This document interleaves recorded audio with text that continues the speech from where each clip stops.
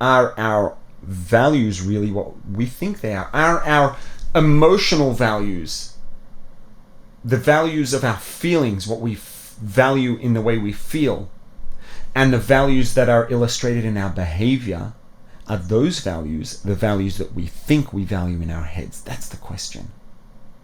And to address that and to improve things in that department, it's not about changing our values. It's about aligning the values in our heart with those in our head. It's about aligning our feelings with our beliefs. Now, if our hearts feel differently to what our heads believe, how can we close that gap? We can close that gap by bringing our hearts and our feelings on board, by communicating our values and the value of those values to our hearts, to the degree that our feelings, that in our hearts we start to appreciate those values. If we can do that effectively, if we can, convince our hearts of our values, then the feelings in our hearts are going to start to come in line with those values. In a way, the actual process is kind of like, remember in the introduction, before I asked the second question about, if someone observes you, is their, prediction or expectation or description of what your values are going to match what you say your values are, right? And before that I said, just stop and remember that no one's going to hear this. You don't have to answer to anyone else, so you can feel safe to think about it. And the point of saying that was, to take what you already knew was true. You knew you weren't going to, we all knew that we weren't going to be verbalizing that answer to anyone. But the fact is, there's still a natural instinct to avoid maybe that question if it's going to be confrontational. And just reminding ourselves, verbally expressing what we know deep down, bringing it out and expressing it to our hearts, expressing it to our subconscious mind, can help, bridge that gap and make it easier to allow ourselves to ask that question and to confront it if it's going to be confrontational. Same sort of thing here, by taking the values that we have up here in our heads and finding a way to, and we'll talk about what this looks like, but to find a way to express those values to our hearts so that our hearts start to appreciate those values, and then our feelings start to align with those values. If we can find a way to do that, we can close that gap. And we can achieve a sustainable, stable, ongoing alignment between our behavior and the way we live our lives and our values, which is a game changer. It's a game changer in our quality of life. It's a game changer in our emotional well-being, in our sense of fulfillment, etc. So the question is, how do we do that? And we have values up here. How do we express those values? Take what's sort of maybe tied up and hidden up here in our heads, and express that to our hearts. I would say really it probably boils down, I've mentioned this before, boils down to, I would say, maybe 3 possibilities, 3 approaches, maybe a combination of them. And number 1 is thinking about it consciously thinking about it. Number 2 is talking about it. And number 3 is writing about it. And consciously thinking about things, as unintuitive as it sounds, it's not such an easy thing to do. To follow a thought process just mentally in thought, without speech or writing, and to think something through without becoming, very distracted. It's not an easy thing to do, and we can do it, and we can train ourselves to do it. But, I think that for most people, it's focusing on that is probably not the best place to start if it's not something we've already, developed a discipline in. But certainly talking and writing, talking about things has a way of pulling things out, pulling things that were buried in our minds, pulling them out, uncovering them, and then when we express them, we become consciously aware of things that used to be buried deep down in our minds. And the same thing with writing. Another thing when it comes to speeching and writing, speaking and writing. Personally, I prefer speaking over writing. Some people, I think there are a lot of people who prefer writing.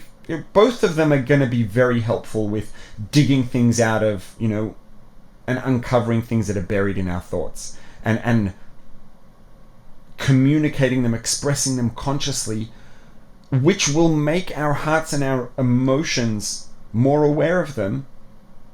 And over time, that will start to inform our hearts, inform the way we feel, and bring our feelings in line with those values, the values we have in our heads, and ultimately bring our behavior and our lives in line with those values. And really what it boils down to is considering what our values are consciously. And repeatedly. And when I say repeatedly, I don't mean repeating the words, repeating the thoughts. I mean going through the thought process repeatedly. And as we do it repeatedly, we'll uncover new things and, uncover new angles, etc. So, I want to maybe give some guiding questions, things that we can ask ourselves. And, number one is, if you're lucky enough to have someone that you respect enough, someone with whom you share mutual respect and with whom you feel secure enough to have this conversation verbally, that's probably the best option, I think. But certainly for me, that's the ideal, right? Is actually having a verbal conversation with someone. Sometimes we're not ready for that yet. Sometimes we're not there yet, or sometimes some of us might not be lucky enough to have someone with whom we can have a conversation like that. And you know what? We can have that conversation with ourselves, and I mean verbally. Sit down, stand up, go for a walk, and talk. We can talk to ourselves verbally and actually have the conversation. And even if we're not talking to another person, the fact that we're talking, speech, neurologically, in order to talk, things have to pass from, some parts of our brain to others, and it pulls them out. It makes them, makes us consciously aware of these things, which we need to be in order to say them. And so, speaking verbally, even to ourselves, is a very powerful way of digging things out and uncovering them and making ourselves consciously aware of them. If we don't have someone else to talk to, talking to ourselves verbally can be very powerful. And again, also writing. Ask ourselves these questions, address these questions. And it doesn't necessarily have to be these questions, but I think these questions might be a good starting point if anyone needs help with how to start this conversation and this thought process. Discuss these questions with someone else.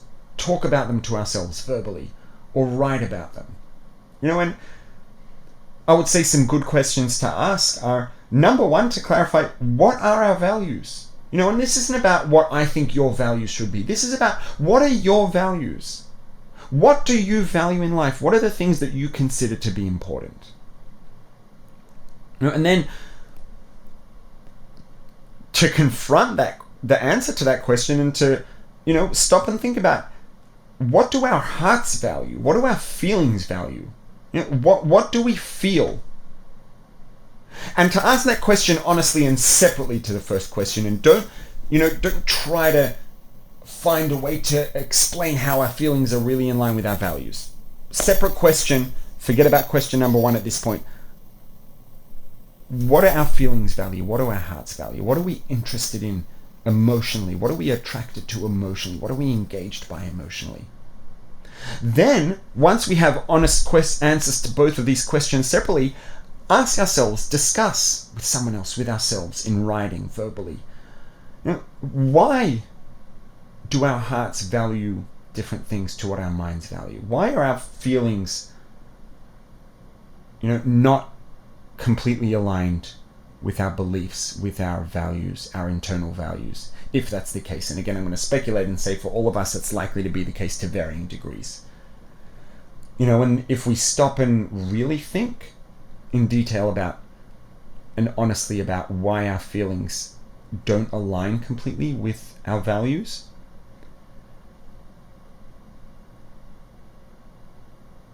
then ask maybe the opposite question. Why do our minds value something different to what our hearts value? Why don't we value that which we necessarily, feel interested in, feel attracted to? This is not saying that universally all of our feelings are different to our values, But I think that all of us, I'm again going to speculate and say that I suspect that all of us, if we stop and ask ourselves, we can find ways in which, our values are not exactly the same as what we feel interested in and engaged by, etc. And then stop and ask that question. If this is what I feel, if this is what we're interested in and engaged by, why, when someone asks us what our values are, why isn't that the answer? Why might we respond, at least in part, that some of our values are not the same as what we feel? Why do we value something other than what we feel interested in and what we feel we want? And then once we answer that question, we can start to have a conversation and discuss the value of our values and what we believe in our minds, which is the reason that we value those things above what we feel interested in. And as we think about that, and again, think about it consciously, talk about it, write about it. Why do I value these things? Why is A, B, and C my values, despite the fact that I feel interested in and attracted to and engaged by other things? Why are these my values? And as we have that conversation and talk about it and, discuss the real value in these things, the value that we see, which is why we describe these things as being our values, why these are our beliefs, why these are the things we, want our lives to be about and believe that our lives should be about. As we talk about that, our conscious mind hears that. Our heart will start to hear it. And the more we think about that on an ongoing basis, about why our beliefs are valuable, why, what we think of as our values are valuable, why it makes sense for those to be our values, and why it would be so good if our behavior always reflected those values or reflected those values more, and talk about that in the open, whether it's with someone else or with ourselves. The more we talk about it, the more we express it to ourselves, the more our conscious minds catch on, and the more our hearts will start to catch on. If you haven't yet, click on the subscribe button, then click on the notification bell to see future videos. And please, again, share the link wherever you share things on social media, Facebook, wherever it is, WhatsApp groups, WhatsApp status, to help this message reach more people. This has been the Bites of Judaism podcast. This podcast has been made possible by Mr. and Mrs. David and Malki Smetana. If you found it valuable, please leave a 5-star rating and a review. It really does help it reach more people. And tell your friends about it. If you haven't yet, you can subscribe on all the major podcast platforms at rabbiglick.link/podcast. To dedicate a future episode of the podcast, send an email to podcast@rabbiglick.com.